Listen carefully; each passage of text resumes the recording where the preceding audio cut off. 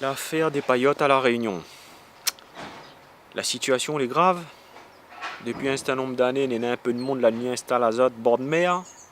Ils arrivent là peut-être en territoire conquis. Hein? Et puis ils calculent La Réunion, t'azot, l'espace maritime t'azot, ils implantent azot où ça zot y veut, et zot y fait ça zot y veut. Sans tracasse azot de quoi que ce soit. Alors comment déjà ces personnes l'ont fait pour arriver là? Qui l'a permis azot d'arriver là? Qui l'a aidé azot installer azot là? Qui a donné azot l'autorisation de venir là? Vu qu'il y a une loi française sur la loi littorale, ça là, on ne peut pas faire n'importe quoi, n'importe où. Donc là déjà, je crois que nous touche le vrai fond du problème nous là. Donc il va falloir déjà chercher de ce côté-là. Là, comme il dit, il va falloir chercher la justice. La justice, il va falloir chercher de ce côté-là. Comment ça se fait ces gens-là, là, puis arriver là? Donc aujourd'hui, la justice l'a dit, la dernière décision de justice a dit que je ne l'ai plus autorisé à rester là. Donc cette activité est illégale. Pourquoi est-ce que le préfet n'a pas fait démonter ou démolir ces bâtiments?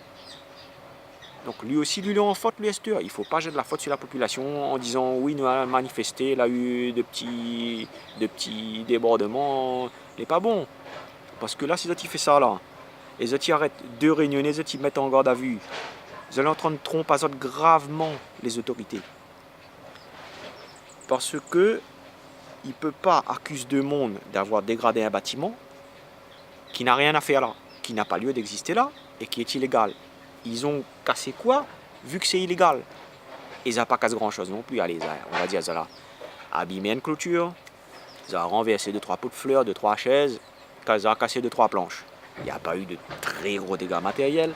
Personne n'a été blessé. Il aurait pu être pire que ça. Hein? Là, ça a juste caressé cette là.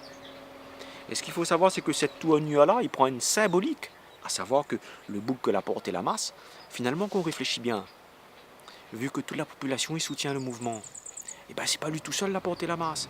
C'est toute la population réunionnaise que la porte et la masse avec lui. Et ce n'est pas une paillote qui a été détruite, c'est l'injustice contre les Réunionnais. Ça tu vois? Donc ça, il prend une tournure symbolique. Et on ne met pas les symboles en garde à vue, on ne met pas les symboles en prison. Parce que vous savez très bien, l'histoire est là pour nous le montrer, quand on a mis des symboles en prison comme M. Nelson Mandela, etc., on sait très bien ce qui s'est passé après. C'est qu'il y a eu un retour de la population. La population peut se révolter, et la situation peut s'embraser. Donc il est temps maintenant que les autorités prennent conscience de tout ça, que ils arrêtent de jouer avec le feu, que ils arrêtent de prendre la population réunionnaise pour des imbéciles, que ils arrêtent de tourner à nous carisseries et que ils arrêtent notre cinéma.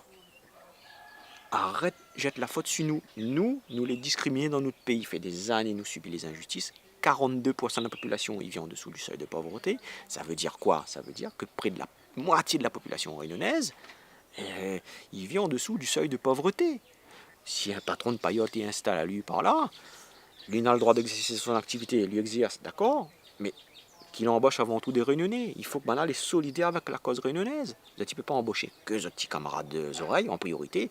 Tu ne peux pas avoir 90% des employés qui sont métropolitains et puis le réunionnais lui gagne jamais de travail. Il ne peut même pas travailler sur son territoire. Il va faire disparaître son territoire. Il ne peut plus accéder à la mer. Il ne peut pas travailler. Toutes ces oreilles, toutes ces métropolitains, il prend. Et nous, il dit à nous comment? Prends notre ballot, aller au Canada ou aller en France ou je sais pas où là-bas. Aller à nous là-bas, là, dans le pays l'Afrique, nous. Ça qui ça va dehors là-bas dans le Canada. Quand il veut revenir en France, hein. Son diplôme pas bon, pas valable. Et pendant ce temps-là, le peu de coco qui sort de là-bas, s'il vient à Salazot ici, c'est accapare toute posote. 70% des postes à responsabilité à La Réunion, c'est les métropolitains. Bon, il n'est pas raciste comme il dit ça.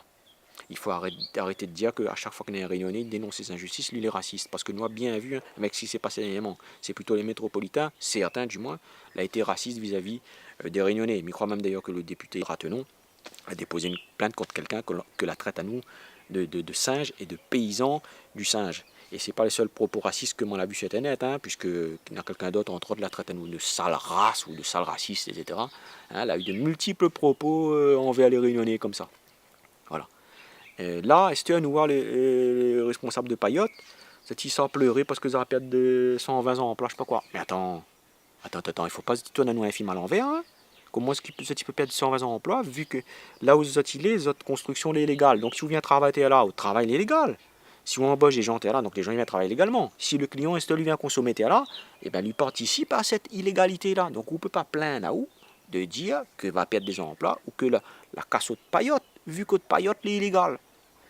Voilà, arrête d'accuser les Réunionnais, arrête, toi, Nanoukari Soudori, arrête de prendre les Réunionnais pour des boucs émissaires pendant qu'on détourne l'attention dans un film de cinéma et qu'on laisse courir les vrais coupables.